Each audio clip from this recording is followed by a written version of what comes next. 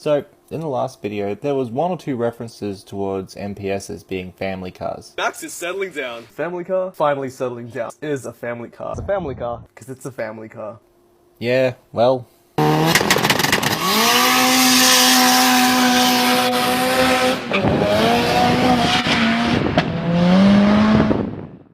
This is Alex's 2008 Mazda 3 MPS. And I know you're looking at this car right now and you're thinking, hang on a second, there's something about this car that makes me feel like it might not exactly be stock. Well, you're goddamn right.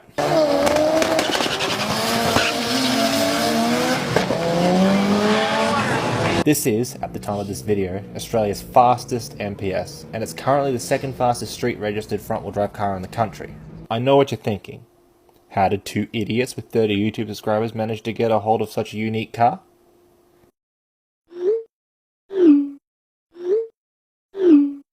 Stupid fast for a street car. 9,000 horsepower. A lot of the question that Alex gets all the time is how the hell do you put that much power down to the ground? Look, we're running a Haltech ECU, so it's a standalone computer that will allow us to... Wow, that's bumpy, isn't it? It is bumpy. We don't have any shocks in the back, so it's just solid, it's just welded up. So back to the Haltech. So basically what we can do with the Haltech is set up each gear to be sort of boost by delay. So once I depress the clutch, the computer will, we can set in what time we want the boost to kick in from. Say we can set at 17 and then go up to whatever we want, so 23 or 20. And how much boost are you running now? So at the moment actually got 40 PSI. Now, this was originally Alex's wife's car. She owned it for a few years, and then when it came time for an upgrade, she got the new car, and then Alex happily accepted the MPS as a hand-me-down. Alex had it for a few weeks, went on a few spirited drives, and started to realise that he was outrunning stock WRXs, and even some Evos in a straight line. Now, skip forward a few years, and now the car is making About 100 quadrillion horsepower at the front wheels. It's got a GTX 3076R running 42 PSI, CPE exhaust manifold, JMF intake manifold, Bosch ID 1650 port injectors, TurboSmart Race Pro BFE, Big Wang, Teal 44mm wastegate / streamer pipe, Treadstone front mount intercooler, 2 Pierberg fuel pumps, 3.5 mandrel exhaust, custom headlight intake, carbon fiber spoiler and bonnet, Bride race seat, TWM short shifter assembly. The rest he didn't really want to share. I mean, this is still a competition drag car. Oh, did I not mention that before? Yeah, it's a competition drag car, which means it's fast, and not regular fast either, like regular street cars. Look, okay, there are fast street cars, the Polo GTI, Honda Integra, Type R, but they aren't necessarily fast track cars. So you got your Work Devos, Modified Skylines, anything with a 2JZ really. And then there are cars that are so fast that they'll literally pull the poo right out of you. I'm really not sure what to expect. I've been doing fast cars, but I think as much as I would... Holy fucking shit!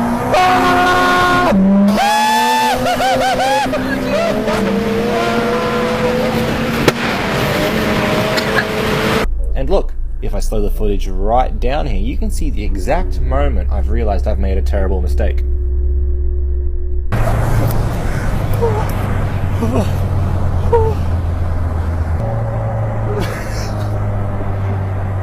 Oh my god, my heart.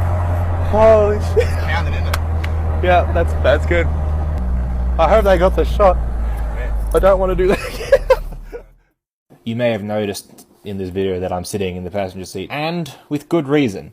This is a car Alex has built himself. Every aspect has been hand-picked by him. The thousands of dollars that went into this car don't even compare to the sentimental value it holds. Driving it is not something I'm willing to take ownership of if something went wrong. Also, Alex said I wasn't allowed. Joking aside though, I honestly doubt I would have even been able to drive it. With the drag radials, it was near impossible to turn. In fact, getting it out of the driveway was a two-person job to make sure the car didn't rip off its own quarter panels from the rubbing. And even then, it required a few back and forths. Not to mention the weight of the clutch. Now, I've driven some cars with some abnormally heavy clutches before. It's not normally an issue for me. The clutch, however, was by far the most insane piece of kit I have ever stomped on. The same sort of pressure you would expect you need to apply to stomp in a child's skull. Interestingly, pushing it in wasn't an issue. However, on release, the pedal would literally shoot your foot right off it. There is no feathering this clutch.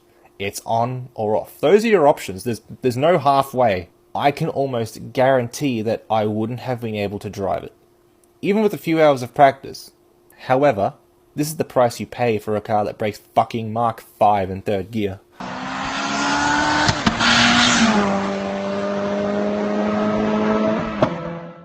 Having a car that can run 10.8 on the quarter mile is great, but there are some odd quirks that come along with it. For example, it's got the roughest ride I have ever felt. Well, second roughest. The first place doesn't belong to a car. The fuck? I didn't put this in here, fucking Dylan. Asshole. Wow, that's bumpy, isn't it? It is bumpy. We don't have any shocks in the back, so it's just solid. It's just welded up. So. And that's so you don't get the car squatting on the start line, is it? It's currently running a race setup, so for straight line work. So it's not comfortable. No, is it not something you could daily, is it? No, definitely not. Being a front-wheel drive, in order to help hook it up, the rear suspension is completely locked off. It also has next to no interior. That also means with no interior and no sound deadening, it makes this noise at idle and this noise while driving. This will be the last video of this car in this state. After this, Alex is racing the car as a drag car one last time, and then he'll be pulling the thing apart and repurposing it as a circuit race car. It's really rare you come across a car as special as this one, and it's even rarer that you get to hop inside and get a ride. I've driven my fair share of fast cars, and I know I'm being all pseudo deep and shit, and at Bullshift we really try not to be serious. But the truth is, this car is nothing like anything I've felt before, especially out of a front-wheel drive car.